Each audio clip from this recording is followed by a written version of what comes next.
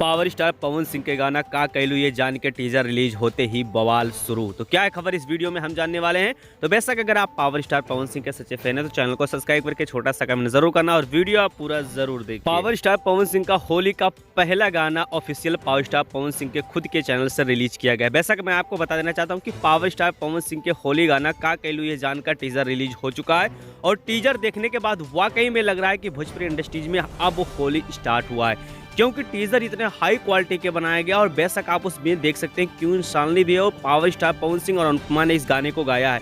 बताया भी जा रहा है कि गाना कल 9 बजे आप लोग के बीच में 100% देखने को मिल जाएगा। पावर स्टार पवन सिंह का पहला होली गाना।